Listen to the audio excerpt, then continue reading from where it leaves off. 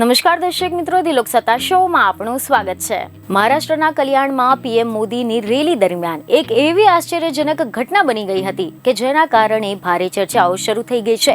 અહીંયા બન્યું એવું હતું કે એક નેતાને સ્ટેજ પર પ્રધાનમંત્રી મોદી સાથે બેસવાની ઈચ્છા હતી, પરંતુ નેતાજીની આ ઈચ્છા પૂરી ન થઈ શકી। નેતાજીને પીએમ મોદીની સાથે સ્ટેજ પર બેસવાની જગ્યા ન મળી અને મંચ પર મોદી સાથે બેસવાની જગ્યા ન મળતા આ નેતાજી તો એટલા બધા રિસાઈ ગયા હતા કે તેમને તો પોતાના પદ પરથી જ રાજીનામું ધરી દીધું છે। અને આ નેતા છે થાણે જિલ્લાના કલ્યાણ બુરમાડ વિધાનસભા ક્ષેત્રમાં પાર્ટી એકમના પ્રભારી અરવિંદ મોરે। ખબર એવી મળી રહી છે કે વડાપ્રધાન નરેન્દ્ર મોદીએ બુધવારે સાંજે મુખ્યપ્રધાન એકનાથ શિંદેના પુત્ર અને કલ્યાણથી શિવસેનાના સાંસદ શ્રીકાંત શિંદેના સમર્થનમાં એક રેલીને સંબોધિત કરી હતી।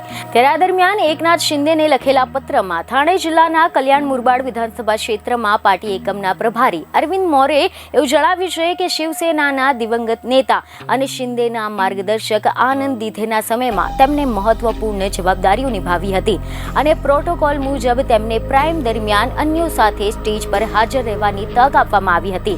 તેમને પણ મંચ પર અન્ય નેતાઓની જેમ પીએમ મોદીને મળવાનો અને તેમની સાથે બેસવાનો ચાન્સ મળવો જોઈતો હતો। તેમનું નામ યાદીમાં ન હોવાથી તેઓ પાર્ટીમાં તેમના પદ પરથી રાજીનામું આપી રહ્યા છે।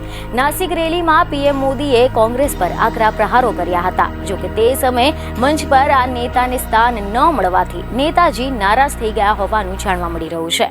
બીજી એક ખબર સાથે ફરી મળીશું। ધન્યવાદ।